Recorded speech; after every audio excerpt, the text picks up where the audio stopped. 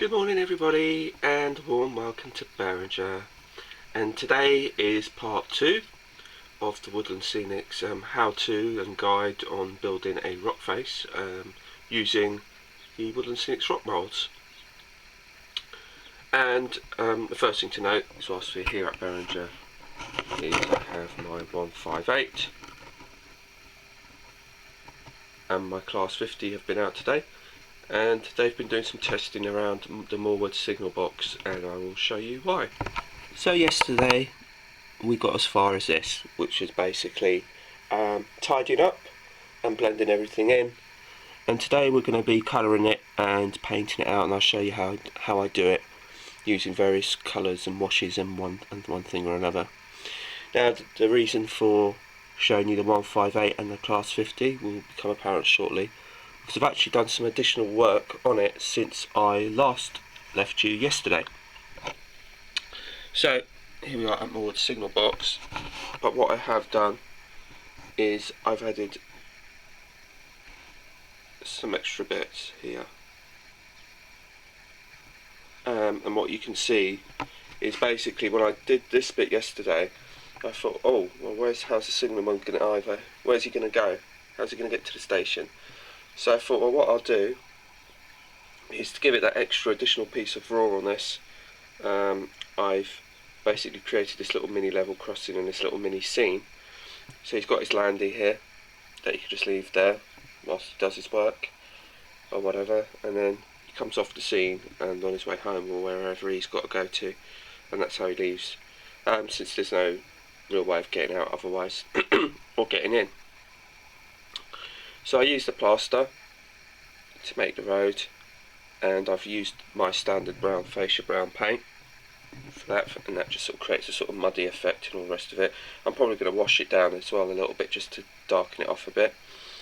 I've used some underbrush here, and then this is old Hornby white fencing that I had and the two gates that you have here are from the Pico, I think it's Gates and Fences pack, I think it is called, which I had some left over from another part of the layout, and I've reused those.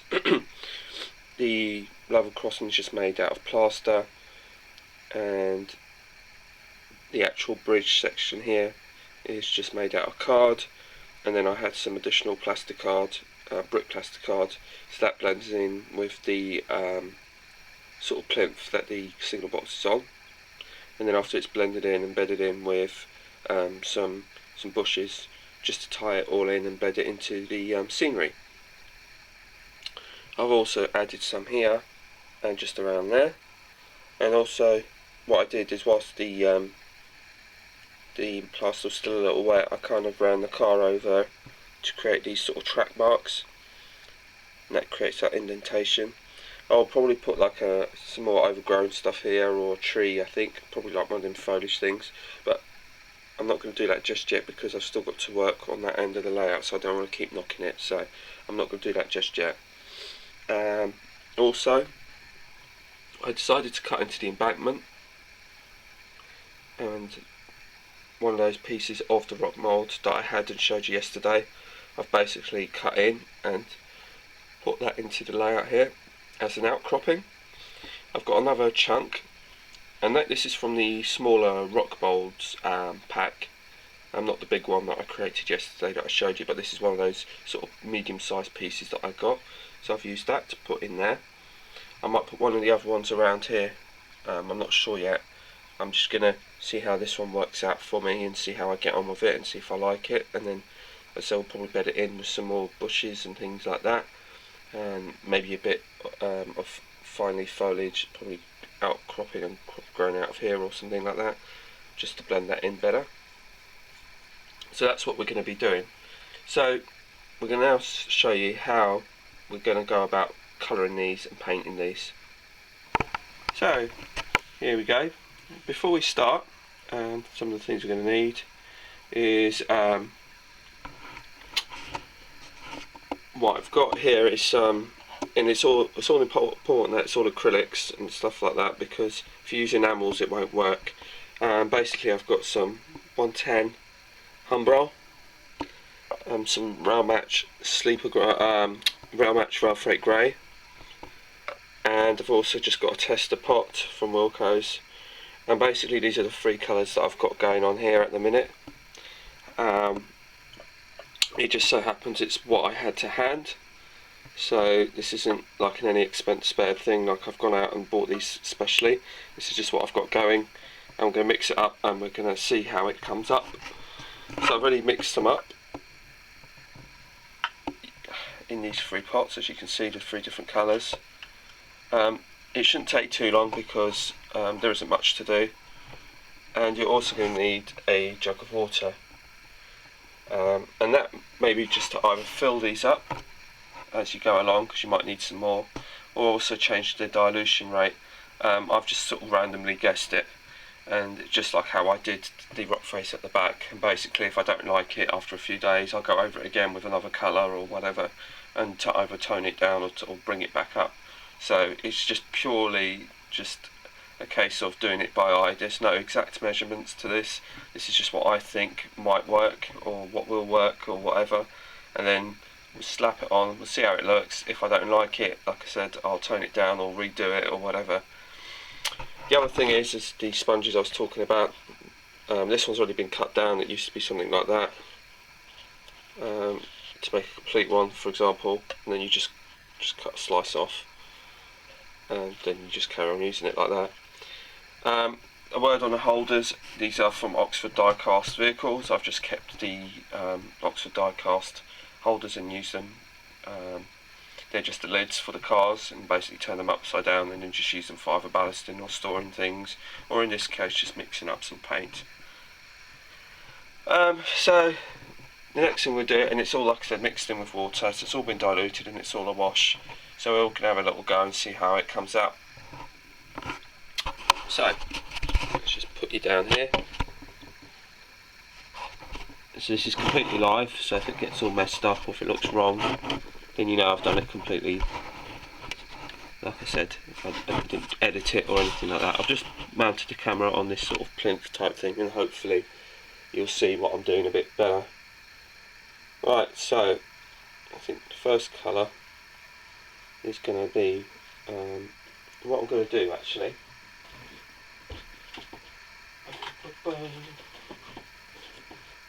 Sorry about that, just bear with me a minute. I'm just going to slice up another bit of the sponge, just to show you how easy that is to do that. So I've just got a couple of cubes there. It's just easier to handle like that. I think the first colour we'll start off with is the grey. We'll see how that pans out.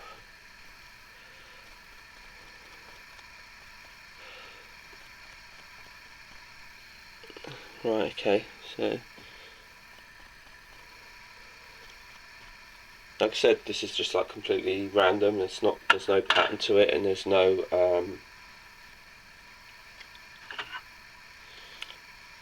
I mean, that's the good thing about it, because then it just, you just kind of sort of see how you feel about it and see how you think, what you think of it.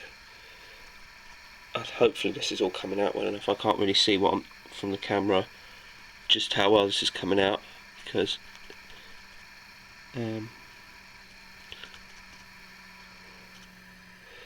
okay, so that's the sort of brown earthy colour.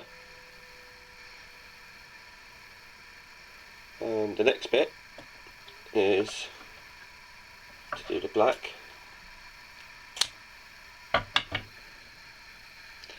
We'll see how that goes. Now the black seems to be a bit more watery.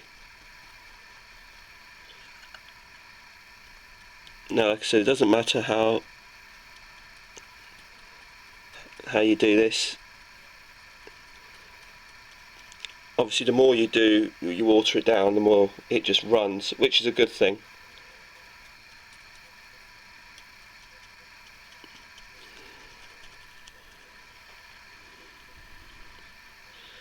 Actually, I'm pretty pleased with that. Not too bothered if it gets onto the foliage underneath, because I've got some additional foliage anyway.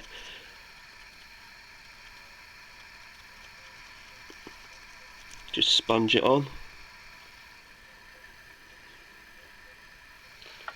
Right, how does that look? Let's see how that looks close up from your point of view. It's also a bit of a mirror from my point of view. Yeah, I quite like that. As you can see, it's different from what we've got going on over here.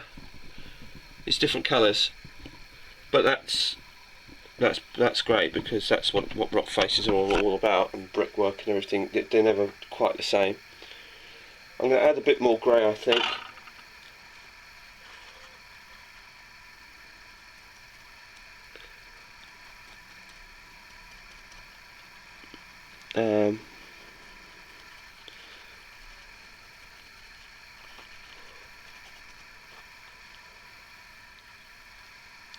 Yeah, I'm really liking this. It's coming out really well. Yeah. No, I like the actual brown. Is actually the wash is this brown here that I'm putting on now. That's really nice actually, because the one that I did before over on the main rock face, it seemed a bit too pink, and this is definitely better. Well, in my opinion anyway. So that's, yeah, I'm pretty pleased with that, to be honest. Now I'm going to just go with an overall wash of the black, and then we're going to leave it like that. Let's see.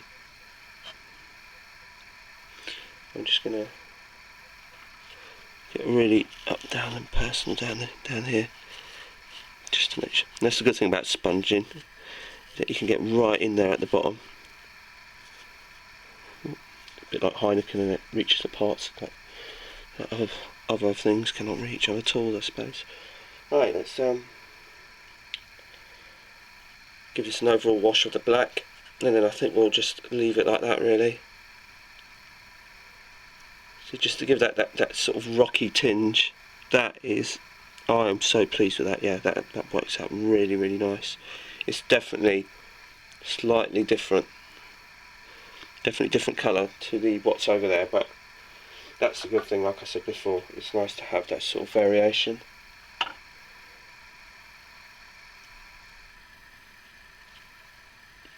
And then wherever it wants to run, you just let it run.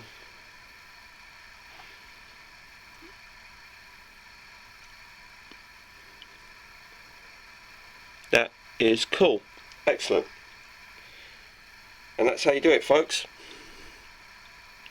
Now what I'll do with that is I will now leave that to dry, and that will stay like that for a few days before I do any kind of foliage work on it, because that will give me a chance to see whether or not I like it or not, and then whether or not I need to add to it. So, which is precisely what I did over here. I just sort of see how it works and whether or not I like the colours or not. So we'll just sort of go like that. Now what I'm going to do is, I've got this little outcropping to do, so we're going to have a go at that now as well, and we'll do that one live again, and we'll show you how we get on with that. This is going to be a bit tricky because I'm going to do this kind of without really one hand holding the camera and the other hand actually doing the work. But here you go, look, you just sort of place it on, not all of it, leave it, move on to your next colour.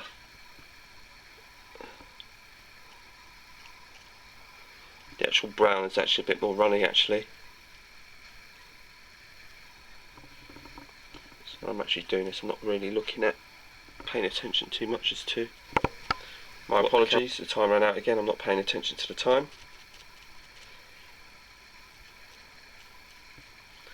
But look, that now gets blended in.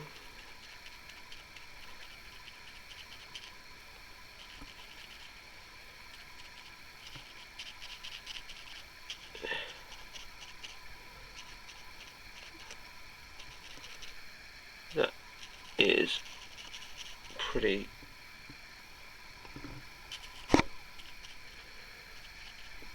good. So that's what that one's like at the moment, but I think that needs a bit more grey, to be truthful with you, so we're going to add a bit more grey because it looks a bit too brown at the minute.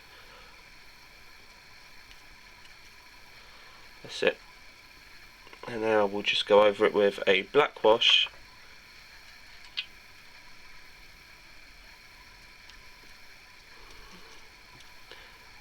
And that will kind of sort that all out.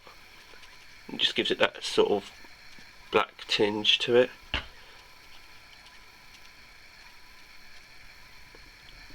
Yeah, I'm really happy with that actually. Just a bit more black, I think. Okay, so that's it, folks. That's how you do it, pretty much, or how I do it anyway. And I'm really pleased with that. Hopefully, once it all dries, it will dry out really well. And hopefully, the colours are coming across really nice as well. These colours are definitely, the brown especially is definitely the right one. I think the one that I used before was a bit too pink over on the main rock face. So that's that one done. And that's this side done too. Now what I'm going to do is I'll leave it for a few days and then come back to me for part 3, and I'll show you how to finish sort of adding the foliage and blending it all in and all the rest of it. So take care, feel free to comment and subscribe, and thanks again for taking the time to watch my videos, and all comments are all appreciated, and my apologies also, I'm not always the best at getting back to people, but I do love them, reading them all, and I do appreciate the time that you take to watch my videos and comment on them. So bye for now.